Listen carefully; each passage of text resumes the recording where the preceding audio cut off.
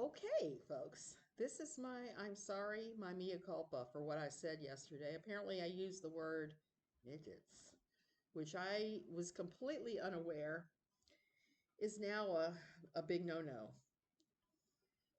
What can I say? I'm sorry. I wouldn't have used the word if I had any idea it was offensive. Please accept some apology flowers. I would gladly give them to you. I picked all of these this morning in my yard while I was thinking about what I was going to say that I'm sorry. Um, Again, wasn't my intention. Comes out that way sometimes. You got to remember I'm old. I thought about it later. It's kind of like when I used to pick on my grandparents because they would call black people the coloreds. This doesn't excuse it. I need to move with the times, and that's clearly the times. The times have changed. We don't say those things. I'm assuming from everything everybody's saying that the correct usage is little people, correct? If not, let me know in the comments and I will definitely change it. Um, I'm not trying to excuse what I did, but I just want to point out that here in Costa Rica, the reality channel that does all those shows with little people, and I don't mean the roll-offs or the little doctor and there are a couple others. I'm talking about the ones where the gals are fighting and pulling each other's hair and they're boozing and various things and they're acting really bad. That was the kind of shows that I was really talking about. I should have said trashy reality TV because that's what it is. But here's the interesting thing in Costa Rica, those, you know how it's advertised? It is advertised as Ino, no, Ino, Inano Inano TV, which translates directly into midget, which is how it shows up on my television screen because I usually have a translation at the bottom when I'm looking at anything. Because while my Spanish is better, it's still not great. I can shop, I can travel. That's about it. It's pathetic, I know, pathetic. I need to work on it harder. My husband said, how could you take a college class and learn Spanish and not learn Spanish? All I can say is I think the professor gave me a pity bee because I'm old. I'm old and I was trying and I shut up for every class. It was just pretty awful. And I'm still pretty awful. So, just to wrap this up, I try not to say awful things. If I say awful things, call me on it. Everything except the N word. There was somebody that was claiming I said the N word. I've never said the N word. I don't say it in my real life. I'm going to do the same thing with the M word now. I'm going to erase it from what I say, my daily speech, because I didn't realize it was so offensive. I think the person that thought I was saying the N word heard me say one of my favorite stupid expressions when I'm having a laugh. Knitta, please, as in knitter, please. Because I'm a crafter and that just appeals to my twisted sense of humor. Okay, now I want to talk a few seconds today. Apparently, last night there was some stuff going on, and you know whose um, website, her live streams, where she said some stuff about, well, her husband was yelling, and they were talking about how their marriage wasn't doing so well, apparently. I hope that's not so. If that's so, you should probably put down put down the internet and get marriage counseling. I mean, your marriage is too important to be losing it over something as silly as I'm not going to say silly. Let me retract that. Something as inconsequential as the internet. If your marriage is impacted by your internet activities, then you need to take a look at those activities and take a step back. We all have to do it sometimes. I know I've had to do it.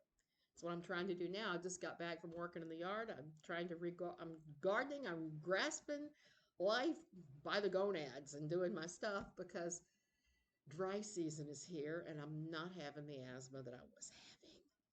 So I can go out there and I can water my plants. I can scrub the deck, both of which I did today. I can repot plants. I was really excited that my ginger plants, that these little flowers came from, this is ginger. My ginger plants are putting out shoots. So I cut them all and I repotted them. And I'm hoping by next, wet season that I'll have enough to plant a hedge between us and our guest house.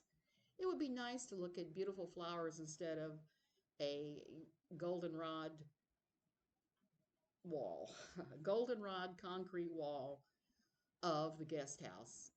It's a pretty enough scene, but I think I would like to look at ginger plants more and orchids. Yeah, I'm really excited. My orchids were blooming. And that's the other thing. I got to run my Costa Rica stuff in here too. If there ever was a reason to move to Costa Rica, besides health, besides mental health, besides the fact that things are a lot cheaper here for the most part, for me and for animals too, for me, this is one of the big benefits. Being able to go out in my yard and pick birds of paradise, pick fresh ginger, pick orchids, is just a huge thing. I've always loved flowers. I used to say when I was a kid I wanted to be a florist. After having worked at a floral shop for a while, I've changed my mind on that. I still love flowers. I still love making up arrangements, but I have no desire to sell them to the public. But anyway, the thing is, to me, this is a huge benefit. When we lived in the States, I used to grow quite a few flowers and cut the flowers from my vases. But at the same time, most of the flowers I had there were not orchids. They were not birds of paradise. They weren't this. They weren't heliconia. They weren't any of the really pretty things. They were things like zinnias, small little roses, the little tea roses. I had lots of pretty flowers there too, but nothing that can even complete hold a candle at all to what I'm growing now. So that's a nice thing about here because of the climate, because you've got warm weather year round, you can grow year round. We have fruit trees. I'm looking right now to see if I've got any parrots, but I don't see them. I've got something unheard of here. I've got two grapefruit trees, and the parrots just come by in flocks and eat the grapefruits when they're ripe. Because I have so many fruit trees, I see so many more animals, and I am all about the animals just like I am the flowers. That's another reason to move to Costa Rica. Be able to garden 12 months of the year. Woohoo! You can garden 12 months of the year. You can have all kinds of exotic animals showing up in your yard. Everything from parrots to little what do they call those things? Little budgies. I've seen those quite a few times. They're wild here too. Seen all kinds of different parrots. Um, Monkeys, howler monkeys, all the time, howler monkeys. I've seen black-beaked toucans. I've seen the regular toucans that are so colorful. I swear it looks like the box of the Fruit Loops. It's crazy. The colors are so vivid, they look artificial. We also have crazy little animals I see all the time called quadrumundés. They look kind of like a cross between a raccoon and a bear. They're adorable. They happen to be pretty friendly and will bum food off you if they think you can give them a granola bar or something. They're always a lot of fun. Um, the monkeys give me the biggest hijinks. I see them all the time in the backyard. Um, the iguanas, those of you that follow me on Facebook know that I shared a picture of an iguana that was about 5 feet long that lives in our yard. He's lived here all this time. I've routinely taken pictures of him. He's a male. I'm able to sex him because you can see that he is one because he's got the fat pouches behind the head, his spikes on his head. He is one of the rare ones that we see here, the gold with the red spikes. He is a beautiful guy. He's also decided after 3 years of us live, well, okay, we haven't lived in this house 3 years, 2.5 years living in this house. After 2.5 years of living in this house, he suddenly decided my husband and I are not a threat, and he will come up to us. He'll walk pretty close to us and be bobbing his head saying, hey, hey, hey, hey, I like you. I'm your buddy. So that's what iguanas will do. If you see an iguana and it's doing like this, most of the time, or like this, he's just saying, hey, how you doing? Or saying, hey, I'm the king. It's not a hostile thing. Being able to live in a place where I can have flowers and fruit year round and be surrounded by beautiful, beautiful animals. Oh, I've got to tell you about the bats. We have bats living on our property. I think they're living in the big mango tree. Every evening, twilight is my favorite time here because the setting sun in that direction over Playa Grande reflects back to the mountains just behind us. West to east reflects, and we have the most beautiful orange clouds surrounding you. Orange, pink clouds every night. And then the bats come out. And I love to watch the bats. There are something like, I think I read 1,100 different varieties of bats in Costa Rica. And they're fascinating, some of the stuff that they do.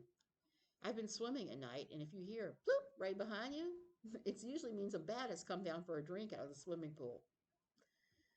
Like having bats here because they eat a lot of bugs. And that's one thing Costa Rica does have, but I will caution you, if you're a bug phobic, this would not be the place for you because we have lots and lots of them. But we spray for bugs and we just turn the other cheek and look the other way when the scary ones come along.